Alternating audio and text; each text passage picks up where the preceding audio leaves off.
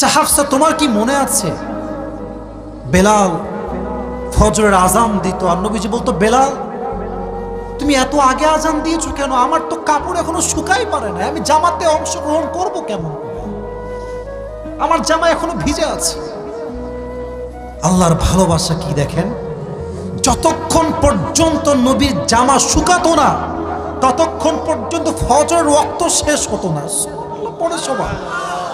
আচ্ছা হাফসা বলো তো, একটু বুঝে শুনে বলো তো, নবীজি কখনো কি এমন হয়েছে যে নবীর পেট অলওয়েজ ভরপুর ছিল?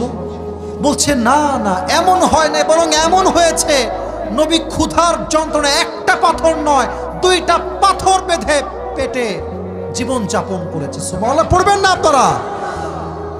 ইসলামের দ্বিতীয় খলিফার নাম কি? আচ্ছা, প্রথম খলিফার নাম কি? আর যার মৃত্যুর পরে ইনারা খলিফা হয়েছেন তার নাম কি? মুহাম্মদুর রাসূলুল্লাহ। পড়েন সবাই সাল্লাল্লাহু। আমাদের চাহিদা কোথায়? ওমরের চাহিদা কোথায়? 1 মাস 1 দিন গোস্ত খেতেন, আর পুরো মাসে কোনো দিন ছানা আটা রুটি খেতেন না, এবং প্রত্যেক দিন এমন জামা পরতেন যেই জামা ছিল শক্ত আর এতটা ভার যে গরমের সময় পুরো গর্দান বেয়ে বেয়ে গরমের ঘাম পড়তো, বাট তিনি সফট কাপড় পরতেন না। সুবহানাল্লাহ পড়বেন না তো সবাই?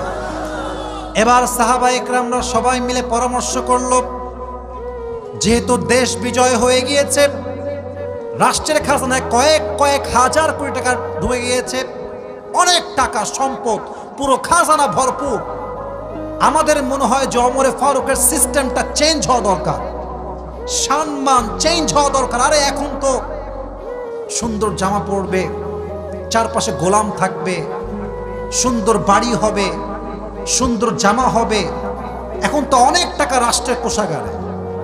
কিন্তু কে বলবে? ভয়ে কেউ বলে না, কারণ সাহাবীদের মাঝে সবচাইতে বেশি রাগী সাহাবীর নাম হচ্ছে ওমরে ফারুক। পড়েন সবাই আল্লাহু আকবার।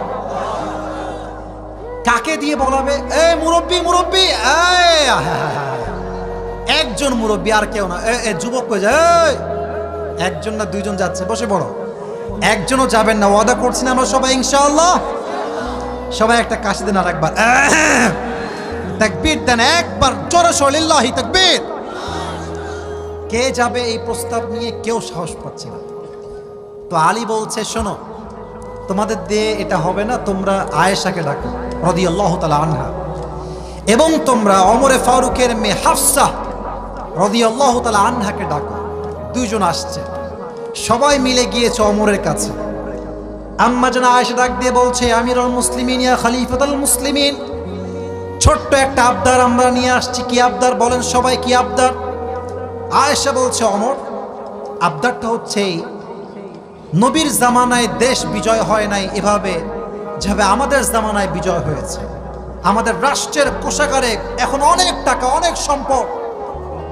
আমাদের মনে হয় যে আপনার ড্রেসটা চেঞ্জ করা দরকার, ভালো পোশাক পরলে ভালো হয়, আপনার একটা গোলাম থাকা দরকার।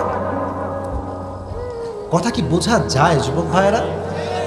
আপনার প্রত্যেক দিন গোস্ত মাছ খাওয়া দরকার, আপনি খলিফাতুল মুসলিমিন, আপনার সম্মানই হবে আলাদা যুবক ভাইয়েরা, ঠিক কিনা বলেন?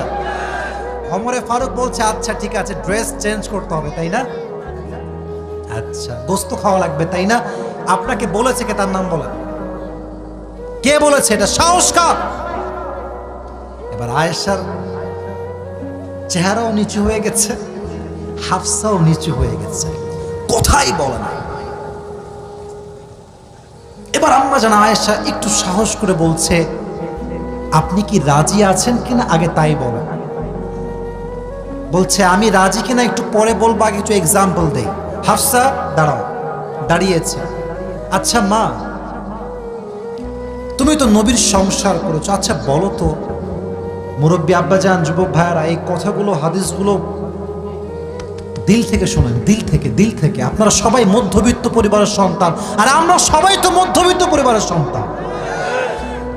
আমাদের জন্য এই হাদিসগুলো কাজে দিবে, আজীবন কাজে দিবে। ইট উইল মোটিভেট আস আ লট, অনেক বেশি মোটিভেট করবে আপনার জীবনকে সামনে এগিয়ে নিয়ে যাওয়ার জন্য। বলছে হাফসা বলো তো, নবীজি কখনো কি একসাথে 2 বেলা ভাত খেয়েছেন? হাফসা বলছে ওয়াল্লাহি নাম, আপনি সত্যি বলেছেন, নবীজি কখনো একাধারে 2 বেলা ভাত খায় না। সকালে খেলে রাতে খেতেন, রাতে খেলে তারপরে দুপুরে খেতেন, দুপুরে খেলে তারপরের দিন সকালে খেতেন। নবীজি পুরো জীবনে কখনো একসঙ্গে 2 বেলা ভাত খায় না। সুবহানাল্লাহ। আচ্ছা হাফসা বলো তো, আমার প্রিয় নবী কখনো কি ডাইনিং টেবিলে ভাত খেয়েছে? ওয়াল্লাহি নাম, আপনি সত্য বলেছেন, নবীজি কখনো ডাইনিং টেবিলে একটা মুহূর্তের জন্য বসে ভাত খায় নাই। সুবহানাল্লাহ পড়বেন না আপনারা? একদিন হাফসা ইচ্ছা করে একটা প্লেটে ভাত নিয়ে টেবিল রেখে দিয়েছেন। নবীজি এসেই বলছে হাফসা, আমার ভাত টেবিলে কেন? নামায় দাও, জমিনে দাও, আমি তো আল্লাহর গোলাম, আমি গোলামের মতো খেতে চাই, বাদশাহ হতে চাই না। সুবহানাল্লাহ পড়বেন না আপনারা? আচ্ছা হাফসা, তুমি তো নবীজির বউ, বলো তো নবীর ঘরে কাপড় ছিল কয়টা? কাপড় ছিল কয়টা? হাফসা বলছে নবীর কাপড় ছিল মাত্র একটা। এখানে কি এমন কেউ আছে যার কাপড় মাত্র একটা? আমি আমারটা বলি, ইটস নট শো অফ। আমার জুব্বা কয়টা, আমার কোটি কয়টা, আমার ঘড়ি কয়টা, আমার ব্লেজার কয়টা আমি বলতে পারবো না, আমার গণনাই নাই। আস্তাগফিরুল্লাহ, শো অফ করছি না, মাআদাল্লাহ, অহংকার করছি না। উদ্দেশ্য হচ্ছে নবীর জীবন কোথায় আর আমাদের জীবন কোথায়, ঠিক কিনা বলে? একটা জামা পরতেন। আচ্ছা হাফসা, তোমার কি মনে আছে বেলাল ফজরের আজান দিত আর নবীজি বলতো, বেলাল তুমি এত আগে আজান দিয়েছো কেন? আমার তো কাপড় এখনো শুকাই পারে না, আমি জামাতে অংশগ্রহণ করবো কেমন করে? আমার জামা এখনো ভিজে আছে। আল্লাহর ভালোবাসা কি দেখেন, যতক্ষণ পর্যন্ত নবীর জামা শুকাতো না ততক্ষণ পর্যন্ত ফজরের ওয়াক্ত শেষ হতো না। পড়ে সবাই। আচ্ছা হাফসা বলো তো, একটু বুঝে শুনে বলো তো, নবীজি কখনো কি এমন হয়েছে যে নবীর পেট অলওয়েজ ভরপুর ছিল? বলছে না না, এমন হয় না, বরং এমন হয়েছে নবী ক্ষুধার যন্ত্রণা একটা পাথর নয় 2টা পাথর বেঁধে পেটে জীবন যাপন করেছে। সুবহানাল্লাহ পড়বেন না আপনারা? এবার বলছে হাফসা, তাহলে তোমরা আমাকে কেন ড্রেস চেঞ্জ করতে বলছো? তাহলে তোমরা আমাকে কেন আমার কাপড় চেঞ্জ করতে বলছো? তোমরা আমাকে কেন বলছো 3 বেলা ভাত খাবার জন্য? তোমরা কেন আমাকে গোশত খেতে বলছো? মাথায় রাখবা, 3 জন বন্ধু ছিল, তাদের গন্তব্য ছিল আল্লাহ তাআলা। প্রথম বন্ধু সঠিক রাস্তায় গিয়েছে, নবীজি পৌঁছে গিয়েছে। দ্বিতীয় বন্ধু আবু বকর পৌঁছে গিয়েছে। এবার আমার পালা, যদি আমি আমার সঠিক রাস্তায় চলতে পারি আমাকে আল্লাহ তাআলা নবীর সঙ্গে সাক্ষাৎ করায় দিবে জান্নাতের ভেতরে। সুবহানাল্লাহ পড়বেন না আপনারা? চাহিদা কম রাখেন।